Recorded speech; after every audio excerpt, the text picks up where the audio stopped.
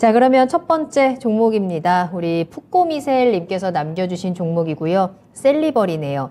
매수가가 2만 원이고 비중을 50% 든든하게 무겁게 담고 가십니다. 셀리버리가 오늘은 3% 가까이 하락을 했는데요. 화요일이었죠. 상한가 올라오고 어제도 급등을 했습니다. 어제 윗꼬리를 워낙에 길게 달다 보니까 오늘은 약간 조정하는 흐름이 나오면서 13,620원에 거래를 마쳤는데요. 시청자님 매수하신 가격이 높다라는 것도 걱정이 되고 비중도 꽤 많습니다. 어떤 해결책이 필요할까요? 이 셀리버리는 뭐 이제 라이센스 아웃 관련된 기대감도 있고 해서 이제 플랫폼 바이오 플랫폼 기술을 이제 괜찮게 갖고 있는 회사고요. 그래서 전반적으로 최근에 거래가 급증을 하면서 급등을 했습니다. 그렇다는 것은 바닥권에서 이렇게 거래가 급증하고 또 이제 호재성 이제 기대감도 있기 때문에 이런 것은 이제 시동을 거는 거죠.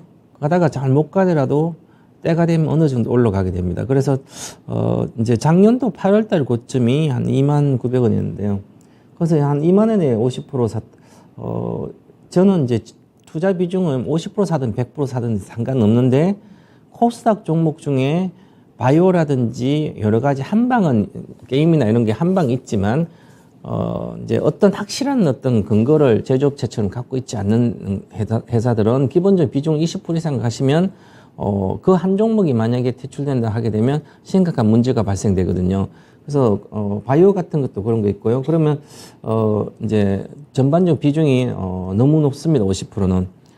예를 들어서 제가 2차전지 쪽에 50% 사서 물렸다면 밑에 더 사면 되는 겁니다. 아니면 기다리면 되죠. 돈이 없으면. 당연히 고점을 회복하니까. 그렇지만 이렇게 바이오 같은 이런 것은 가봐야 하니까.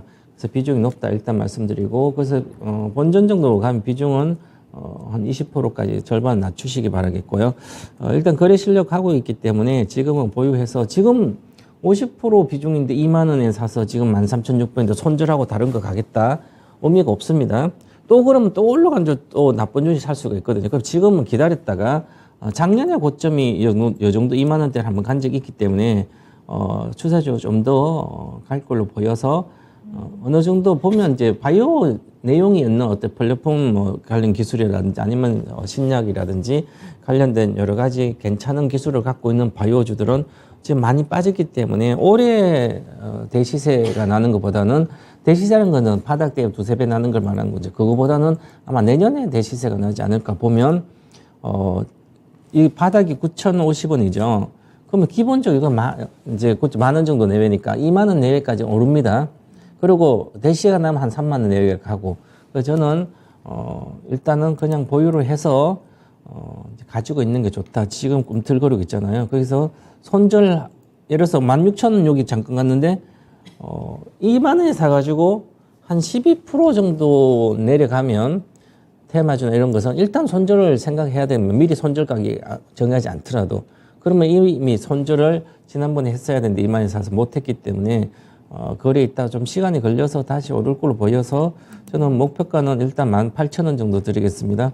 18,000 목표가 장기적 목표가는 뭐 좀 봐야 되겠죠. 일단은 본전 근처 가면 비중을 줄이시라고 말씀드리겠습니다. 네, 바이오는 한 방에 있는 만큼 리스크도 클 수 있다라는 점을 우리는 항상 염두에 둬야 될 것 같고요. 셀리버리 같은 경우는 그래도 다행히 조금 더 갈 수는 있겠습니다. 비중을 줄이고 기다려보자라고 말씀해 주셨고 목표가 1차적으로 18,000원 체크해 드렸거든요. 그 구간에서 비중 조절과 함께 또 이슈들 함께 체크를 하시면서 대응해 보시면 좋을 것 같네요.